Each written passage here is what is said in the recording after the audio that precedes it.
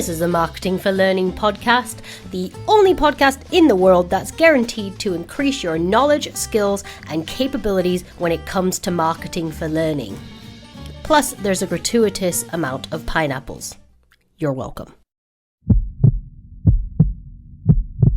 Hey everybody, welcome back to the Marketing for Learning podcast. It is the mystical Ashley. I have somewhat returned back to the wonderful world of work. And I am here joined by Han. You've got a special little snacky snack. Both of us. I know, unusual. And we're here because as these things often spur from a chat between us on Slack where we're ranting or moaning about something or other. No, we never rant on mine. Don't lie to people like that. We're always super everything. positive. Yes, I think people would say that that's true, to be fair, even because we're just very nice people. Well, so anyways, how are you, first of all, before we go into everything? Yeah, I'm great, thank you. How are you? How are you, more importantly, being new mum? How's Ellie? How's life? Yeah, it's good. It's good. She's 5 months now, so that's gone fast. And yeah, really good, to be fair. She mostly sleeps through the night, so I can't say I'm like dying of sleep deprivation or anything. She's really chill. She feeds well. She's a pretty content baby, so life's easy enough on that side. So I'd say she slotted in well with the family, and it's just that period of adjustment is not, someone said once that there will be a point, or maybe I read it, there will be a point when you leave the house with all your children, including the new addition, and it'll just feel normal. And I think I've got to that stage now where I feel like, okay, this, like it's just normal. We have another one. I'm a human. Yeah. Oh, that's lovely. I can't believe it's been 5 months already. Time's flying. I know it's gone fast. So yeah, so good. And I've missed the podcast. I've missed work. I've missed that aspect of my life and part of my identity and something I'm really passionate about. So I'm feeling really energized to come back. I can hear our listeners being like, "You're crazy. Take more time off." Yeah, but you know what? It's right for my family, and I think it works. We've got a good balance. And so yeah, we've got loads of ideas and things that we're planning for the new year, and I think 2025 is going to be our year. I'm going to manifest it on the podcast. It's going to be our year. Yeah, absolutely. So yeah, it's nice to see your face. It's nice to do a recording with you, and I'm glad you're well as well.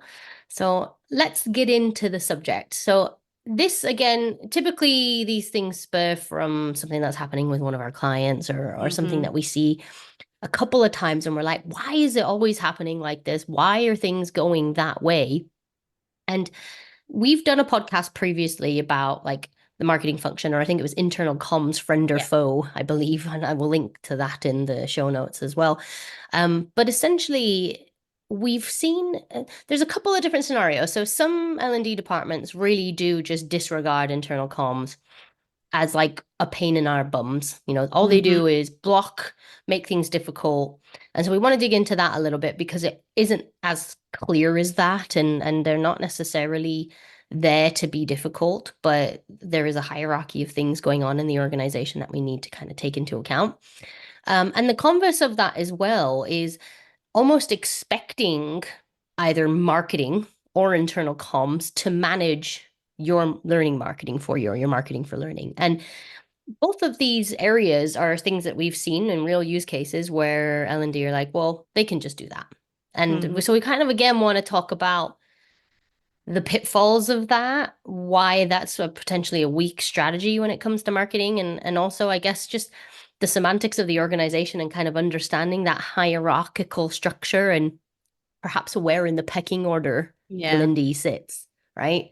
Yeah, absolutely. And I think we kind of have to be real with ourselves. And I think that's what we want to get across in this podcast episode as well. That, yep, absolutely. Marketing for learning is incredibly important. We wouldn't be here if we didn't think that. L&D is obviously even more important than that because we're marketing the L&D. But within the whole organization, as Ash just said, there's a pecking order. And where do we sit in that? And we need to be realistic. We're not just going to walk in and be like, we are the most important people here. We need to respect what's going on in the organization.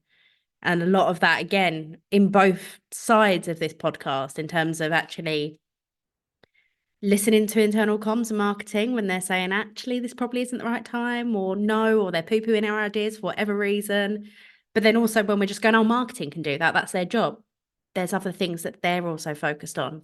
So I think we should get into a little bit of why. God, I don't want this to feel like we're putting L&D in their place, but almost L&D need to get their place. Yeah, well, I think this it's the irony is there's this constant discussion around we need a seat at the table and we need to be visible to the organization and we need to, we talk a lot about befriending the organization, building relationships with stakeholders outside of specific needs, things like that.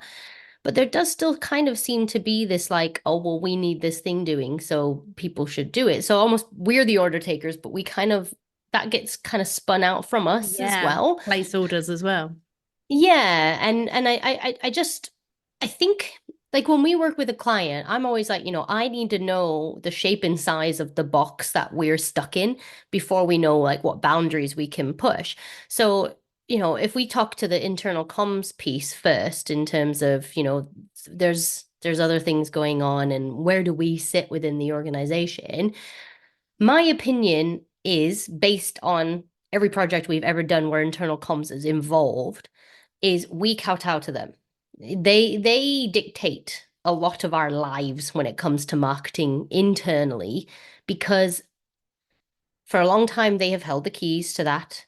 They're not about to relinquish those to us Mm-hmm. quickly or easily or without good reason. And so they also, I think, have a much broader visibility over the organization as a whole. They do have a bit more of a bird's eye view in terms of what's actually happening. Future view as well, perhaps, might have a much closer touch point to stakeholder, CEO, Yeah. C-suite. And so, it isn't, I suppose, I think you can probably talk to a key example that you wanted to Yeah. use, but to my mind, we need to have these people involved with our marketing projects, not necessarily as telling us how it should look or what we say or when we or what we do, but there are other things going on in the business that we have to take into consideration. And so we can't just go like, hey, we're going to launch this campaign and do it for 6 months. Well, actually, you can't because we have our Pride Month here in June and we Yeah. have this happening and we've got all these other initiatives that are quite noisy. And you can't just then try and add to your noise because guess what? It'll just get ignored anyways. So I don't know if you kind of Exactly. want to follow up with that and build on Yeah. what you were saying to me. So I'm actually working with a few clients at the moment, and I'm sure this will not be dissimilar for anybody listening. A lot of organizations are going through restructuring at the moment, redundancies are happening. We all know the state of the workplace at the moment. And with those clients, unsurprisingly, we're getting a little bit of pushback from internal comms. And the way it feels after you've been working on a project for so long and you're ready to go, you're ready to press that big button saying launch. And you like, it's marketing for learning. We're going to like, it's exciting. It's something different for all of these clients. For then internal comms to say, oh, no, actually, don't do it then. It feels like they're just being a bit annoying. It feels like they're just ruining our fun. But if we take ourselves and the emotions out of it, it's so incredibly valuable. So one of my clients who've been told to avoid a certain week, the message is avoid that week. We can't tell you why, but avoid that week. They know a restructuring is going on. They know there's big, important messages going out from a new leader.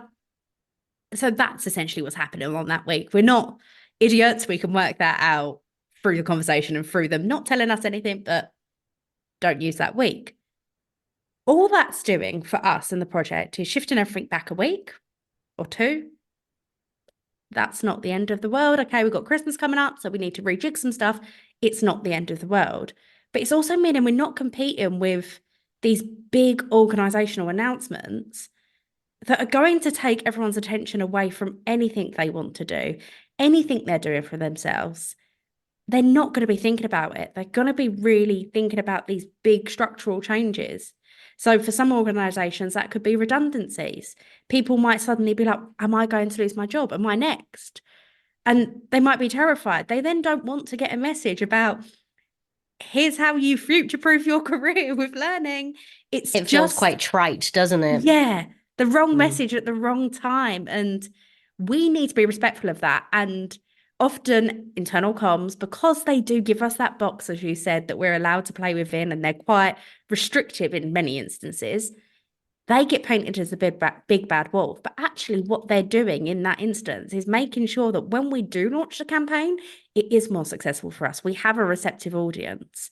No, you can't Mhm. put things on hold indefinitely. The business still needs to go. You still have your targets to hit and your business objectives to hit and your personal objectives to hit, but actually taking some consideration of what's going on outside the world of L&D.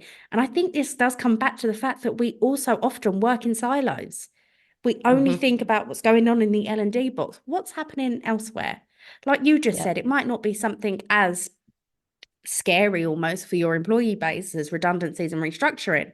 It could be Pride Month. It could be, I don't know, I can't think of any other initiatives. It's been too long since we've worked in corporate environments. It could be something else that's just creating a lot of Learning at noise. work week, don't do it. That's why I didn't say learning at work week, because no. But there's other things always going on. Like, not to give too much away about where I live, but I live near the Tesco head office and often cut through it. And they've always got something at the front door. There's always something else going on. At the moment, they've got a deck chair, and I really want to find someone to be like, why is there a deck chair? It's November. But, anyways, they've always got these big internal communications initiatives going on. Yes, learning is incredibly important, but you need to work around that stuff or tie your message into it, make a connection. If we're Yeah. just ignoring everything else in the business and throwing more noise into the mix, we're not going to cut through. We're not going to get that audience attention. And then it's almost a waste putting all that effort into actually creating the marketing for learning. Yeah. Timing's really, really important. It is, and it needs to be considered from the outset. And as I recall, that the specific project that you're referring to, you've actually had internal comms involved throughout the project. So Whole way through. we're not even saying that having them involved as a stakeholder mitigates the need for these last minute adjustments, because again, the business is a bigger beast than L&D, and there are things that are deemed more important at certain times, as you've rightly said. And sometimes, some of my clients, like an announcement will just come from the CEO because there's stuff going on much Yeah. higher up that nobody else has I was about to visibility say over. And then with, suddenly, you know, hey, yeah, oh, look, here's some new information. And internal comms has to react to that. yeah. And then as a consequence of that, everything else has to then react to that. So it's a domino effect. Mm-hmm. And so, again, building in when you're building out campaigns, planning for the unexpected, building in contingencies. It's very unusual that we would have such like a hard deadline that it would really cripple you if you had to adjust your campaign by a couple of weeks. Like it's not Mm-hmm. gonna ruin something one way or the other. And if it does, you started your campaign too late, in my opinion. If you're Literally what I marketing was for a about to say. Yeah. March, yeah, If then there's it's a not that. certain day, if you've got like a learning platform launch or something like that, you shouldn't start marketing it on the day it launches. You've missed the boat at that point. So Yeah, also a lot of consideration in when you're actually doing your marketing initiatives needs to come into play. We need to take a bit of responsibility for that. And like you said, bake in that time that, hey, there is a bit of wiggle room. Like for us, this project being pushed back a couple of weeks, it's not changed the project at all. I've just had to yeah. rejig some social posts. It's not breaking anything at all. Yeah. And actually, I think because you've had internal comms involved throughout that project, they're probably much more amenable and have a big more of a willingness to support the adjustments that are being made. So like Mhm. I wouldn't maybe go as far as to say they're apologetic because I expect they're not, but they might have a little bit more They actually generosity of are. spirit into yeah, okay. So then Yeah. great example, right? Like they're bought into what you're doing. Hmm. It's just, we want to do this too. We think it's important, and maybe they don't say it in that exact way, but it is actually like, look, this thing's happening. We can't do it this week, but next week, week after, whatever works for you guys is fine. We've carved out time for that, whatever. So again, because like we said, you've built a relationship outside of a need per se, it's then helped to ensure that, that relationship can run across rocky waters and Yeah. still remain intact and in fact be valuable for both sides without causing a huge amount of unrest with either function. So Yeah. I guess for me the key takeaway is these people can be a pain in the bum because they, like you said, they do just sometimes seem obtuse. As you Mm-hmm. were talking, I could think of two other examples of campaigns I've done with clients. One where we had done the whole discovery piece. I trained all their team. I'd built out all the campaign strategy and all the campaign assets. And literally, I think it was I'd signed it off with them at like the end of December, and it was supposed to launch in January. And about a week before we were supposed to go off for Christmas, their like head of internal comms basically came and was like, look, we're doing this like big people initiative next year. We've got like an internal tagline that we're building, and then it had kind of deviations of that for like sub brands. So we had to Mm-hmm. just completely change the tagline for the campaign, which Yeah. I did feel weakened it a little, but it didn't kill it by any means. Mm-hmm. And we had to then adjust all the assets because that Yeah. tagline was changed, and we had to adjust how we maybe did parts of the campaign and things like that to accommodate this change.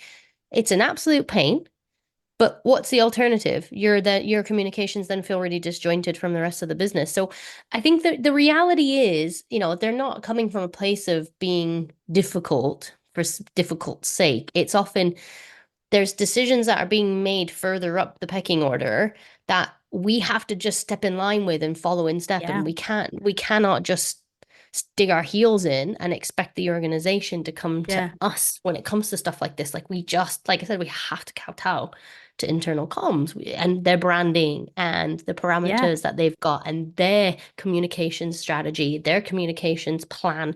We've got to fit in with all of that. And the best way to make that easier for yourself, get them involved up front.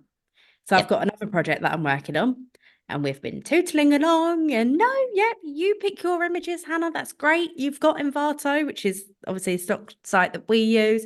You pick the images. It's fine. We're almost at launch. Oh, wait, no, you've got to use our internal system. Otherwise, we've got to go through the whole branding process and get sign off on every single asset. Nope. I easily could have just picked from their images in the first place. If they just got internal comms brought in properly and our communications were clear, that's not my responsibility as an external stakeholder. I said, is there a particular place we need to go to? What's the internal comms approval? No, no, nothing, nothing, nothing. In your organization as an L&D leader, make sure you know what the processes are. Make sure you know what you're meant to be doing. It will make your life easier. Yes, it might be really annoying that you can't find the perfect image on your internal site, or you can't use that shade of blue that you really want to use. Or look, I pulled Ashley up just yesterday. Was it Monday? Whatever it was. She showed me a pose that she was putting up, and I was like, oh, that's the wrong shade of pink, Ashley. That's not our pink anymore. We're all Tisk, tisk, annoying. tisk. We're all annoying. And I just had a being a baby. Leave me alone, man. I forgive you, don't worry. Thank you. But no, like we all have the boxes we have to operate within business. We do. Know what that box is. Don't pretend it's not there. Don't try Yeah. to come up with something that's really fun and exciting and different and then realize you can't do it. Work within the parameters that are being set for you. Make sure that you're aware of what they are. Don't just go Yeah. full steam ahead and then go, oopsie. That's not a unique hardship. Like that's literally marketing life though, and Mm-hmm. especially agency side. Like I can't think of the last time I was able to create a campaign that had no brand parameters in place because what is life without what is a business without a brand? Like, Yeah. you know, and I have, yes, I've certainly worked on projects where the brand ident is loose, shall we say. And actually, vague guidelines are sometimes more challenging to adhere to than really strict ones because vague guidelines often don't have a lot of parameters in place, which means there's not a lot of resources available. So then you're Mm-hmm. having to create from scratch. And as someone who's maybe not a branding person, someone who's not naturally sitting in that kind of design space, that's really difficult. Whereas if you Yeah. have an asset library of pre-approved source imagery, you know it's on brand, boom, okay. Like it Yeah. does make your life. I It like stock makes curation of stock imagery is hands down one of the most time-consuming pieces of work we ever do. boring. Yeah, also very boring. Boring, boring, boring. Yeah. It's one So of they've my done a lot of least work for favorite you. bits of any project ever. And that's almost probably why it hurt me a little bit more when they were like, wait, no, you can't use these images after I went through the boring task of curating them all. But Yeah. Obviously, for you and I, if we've got loose brain guidelines, we're marketers. We've been doing this a long time. We can make it work and we can make something that's on brand. But like you just said, for L&D professionals trying to do this marketing for learning thing on their own, which a lot of people listening will be, it makes your life easier. Yes, it's restrictive. Yes, like I said, you might not be able to find the perfect image or do that thing that you've got in your head, but it makes the whole process a little bit simpler. I genuinely think it's a positive for us if we frame it in the right way in our own minds. Yeah, absolutely. And I think that there's a natural segue there into the other part of the discussion that we wanted to have, which is, internal comms are, I think, so the way I see it is like internal comms have a obligation to be involved in what we're doing because if you think about marketing for learning, it is internal communications, really. So, Don't tell anyone. yeah, so we're naturally sitting in that box with them. Our box is a box within their box. So many boxes. It's like a Russian doll. Um, but the converse of that is, yeah, but then there's this delicious marketing function on the other side. And you see all the stuff they put out. You see how mint their website is and all the social media that they do. And wow, like I want a piece of that. Like what they do is like way cooler than the stuff me and internal comps can do. Like what the heck is going on with that? Surely marketing should just be doing this stuff. Mm. Mm. Mm. As a ex-internal marketer, where do you think they're getting that time? Like marketers are so busy. And I think a lot of that assumption comes down to a real lack of awareness about what marketing is. Yep. Because typically the people that think marketing can jump in and just do stuff for you on the side of their desk are the ones that think marketing is just making things look pretty. So that's my take on it. I think marketing are busy.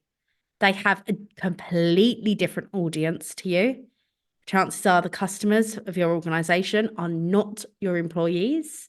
So you Absolutely. have a different audience to them. They are focused on getting business in typically. They are focused on creating that demand for the business and all things like that. They are typically so very busy. Are they just going to be able to jump in and do your marketing for learning projects for you? Maybe in 2028.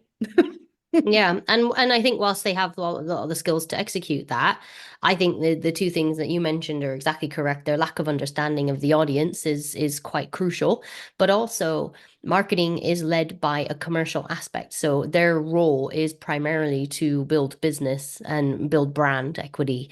And so if they're not delivering on the commercial aspect of their function, there's going to be a very quick discussion around why there's not ROI. What's the, where are the leads from the money we spent? Blah, blah, blah. We've all been there.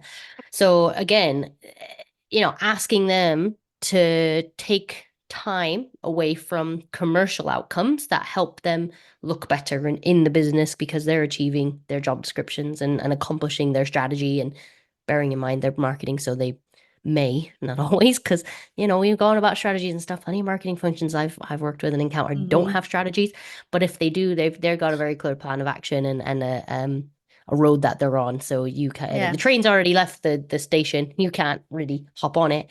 But I think that's the big thing for me is what you're asking them to do isn't really commercial. Yeah. It might help with like I want to corporate. play, yeah, I was about to say, I want to play devil advocate. I don't agree with what I'm about to say, but I know people will be thinking it, listening in. You said they're focused on commercial and making like the impact for the business and all of that. Arguably, having better performing employees will naturally contribute to that. So surely what we're doing is also doing that. So why shouldn't they help us?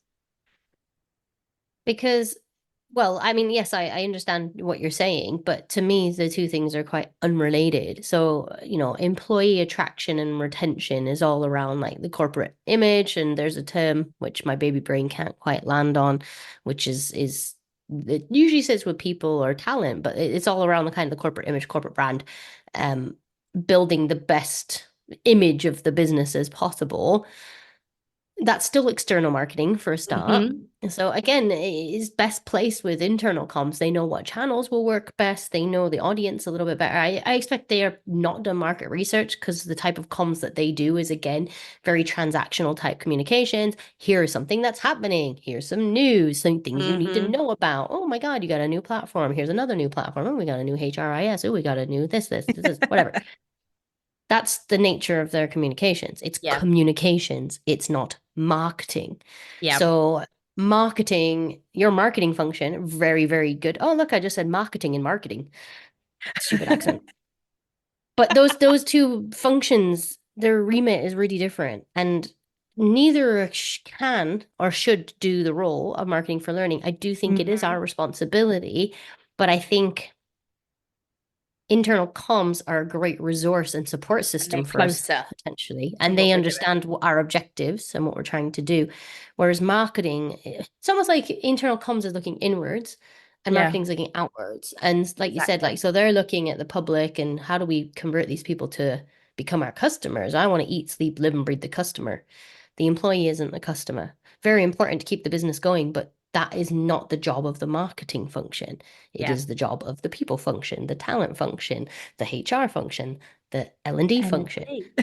Yeah, people Yeah. experience, whatever you want to call it, right? So to No, I my mind, absolutely like, agree. It's, I don't, like I said, when I asked you the question, I didn't believe it. I just know people listening will be thinking that of like, well, we are commercially important too. And yeah, but in a different way. And like, I love that marketing's external and then we and internal comms are looking internally, different audience, different space. And actually, I did the marketing masterclass yesterday and we talk, it's actually in the copywriting piece, but we talk about knowing why you're writing. And I think it's actually quite interesting because internal comms, there's three buckets. You're either educating, informing, or persuading. Internal comms sit in that informing a lot. I hope no internal comms people listen to me, but they really, really do. They're just telling this is what's going on in the business. We have this week, this is an announcement that's going out. Very much informing people what's going on. Marketing for learning sits in that persuasion. We are persuading people to give us their time in return for incredible learning, I hope. So that's why, and I completely agree with you, I think we need to own it. No matter how good your internal comms team is, no matter how good your marketing team is, they have different priorities and different ways of doing things. We are focused on persuading your internal audience.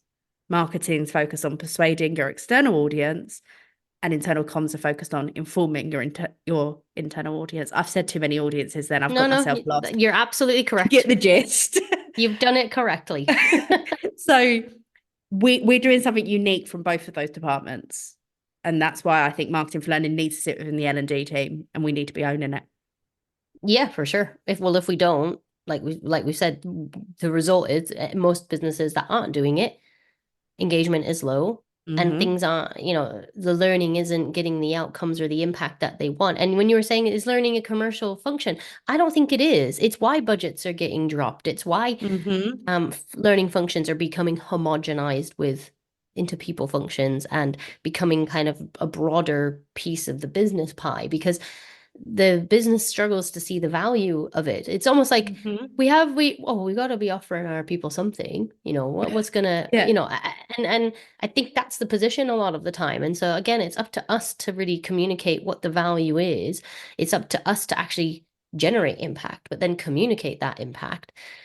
The reality is, if we don't take ownership over our marketing and expect marketing to do it or expect internal comms to do it, it's not going to hit the right notes for the reasons you just outlined. They don't Mm-hmm. understand the audience and their focus is not on that. And therefore, they're not going to allocate enough time and resource. And ultimately, they're not really going to spend any meaningful time actually focusing on Doing it. Yeah. engagement with learning. Yeah, exactly. Yeah. So It's something you it's not said a it's long, not their jobs. That's the end of it, truthfully. yeah. And I'm going to quote you back to you. And I can't remember if it was on the podcast or a It's a webinar you bit did a long meta, but I time like it. ago. But if marketers did everything L&D did, spent all the money L&D did, all the resources L&D did, and didn't justify the return on investment, our heads would be on the chopping block. Yep. Like I've never worked in a marketing function where we could just get away with spend, spend, spend, spend, spend. It was always spend less, spend less, spend less. Spend less and get more. Spend less and Yeah. get more. And we had to, and I know, like, obviously, we worked in very different organizations. No, we didn't. They were in the same industry, but we worked in different organizations and we had to prove our value. We had to prove what we were doing. We had to demonstrate our impact to the business. As much as the sales team were getting leads, we still had to prove what we were doing. And L&D need to take a bit more ownership of that. And that comes into the marketing for learning bubble, as far as I'm concerned. Yeah. Demonstrating our impact to the business and to the stakeholders, marketing upwards. All of it is so, so important and is a real critical part of marketing for learning. Yeah. Well, I mean, again, internal comms isn't going to spend any time or energy trying to prove the value of another and merits of another function. They just don't like again, if you think about the mindset of that audience, like why would they care? There's no why there for them at all. There's no what's in No. it for me. There's no motivators there. And same with marketing. Like, oh no, we might lose our L&D function. Sorry, that was Yeah. a silent shrug. But absolutely. Oh, Although I again, do think if if anyone's people are playing the what's in it for me bingo, I'm quite impressed that we got 25 minutes in before either of us said what's in it for me. always in there. It's like a Always little there. Easter egg, like a little. Well, yeah, hey, by the way, when you said earlier about Tesco having a deck chair, it Yeah. took everything in me to not interject and just go, yes, but why is there a pineapple? You know, And why is branding. there not more pineapples in the world? I don't know. I can see at least No, three in my eye line right but the now. pineapple is permanent. This deck chair only appeared recently. It might be a new permanent feature, but I'm not convinced it is. It's got your attention though, It has, but it's an whether that's the internal thing goal. because there's probably about 600 of us max that live close enough to cut through their head office. So it's there for their internal audiences. And it still got my attention, but I want to know what it's about. If anyone from Tesco listens to this, please reach out and tell me. She's literally losing sleep over this I deck chair. am. So if you can help a girl out, we'd appreciate it.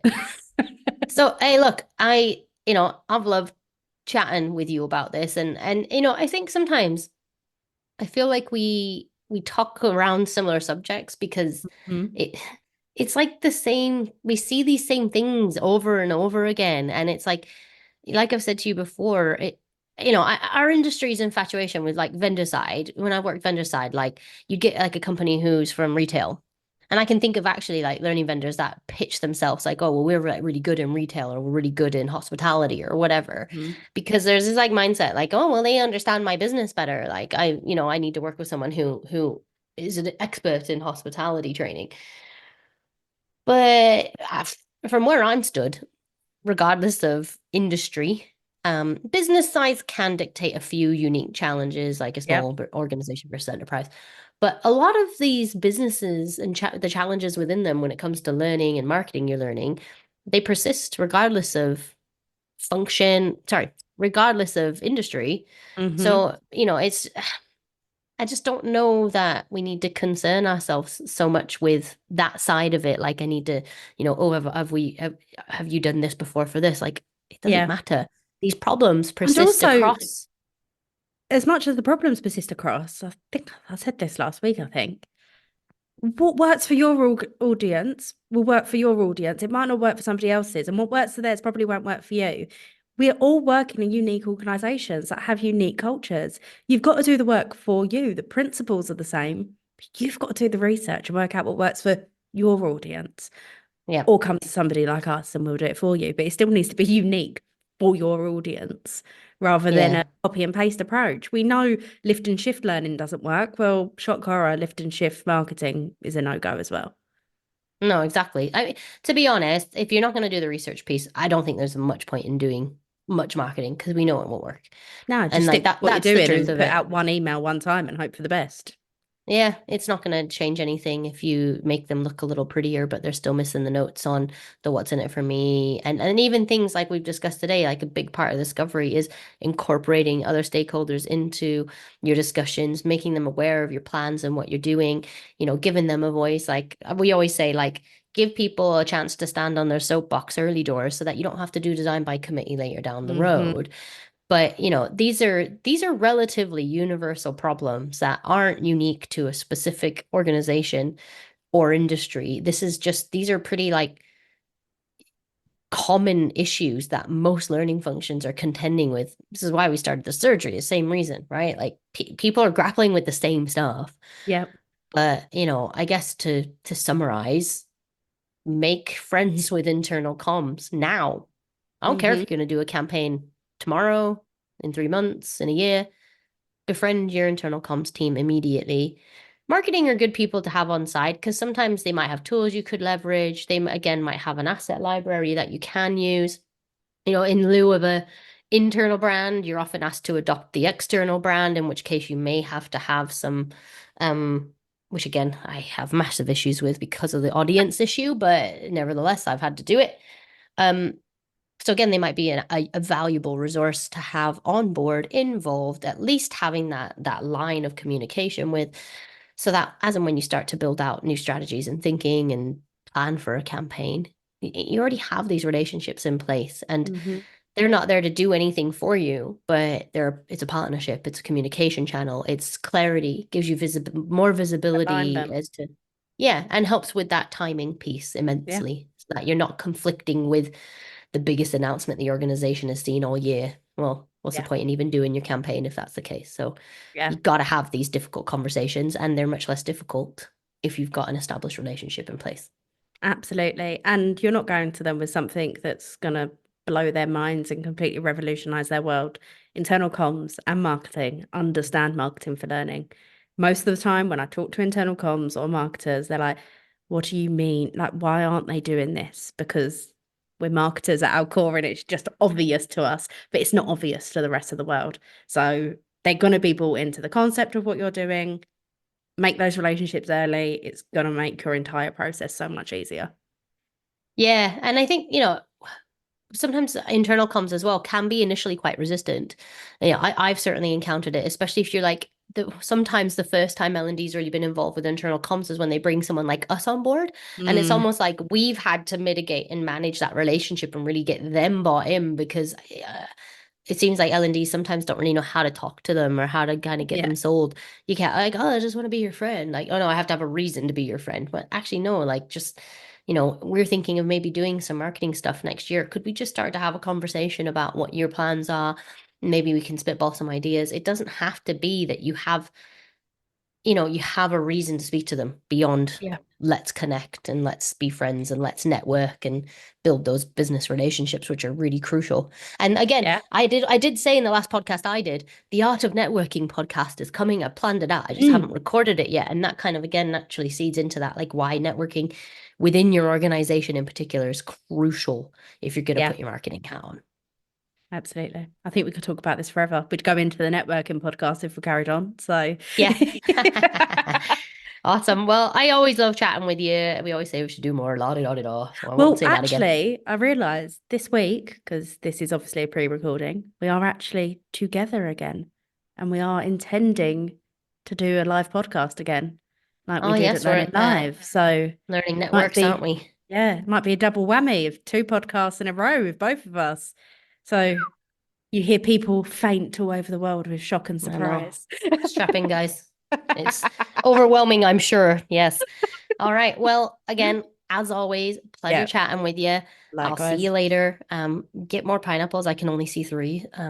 So just, sorry. Oh, there you go. That's your cue. Hannah's working in a co-working space, and after a period of time, the light goes off. So before we started recording this, she was like, I'm gonna go up and do a dance and turn the light on. And it's I just just clicked sit too off. far away from the sensor. It's a bane of my life at the moment, guys.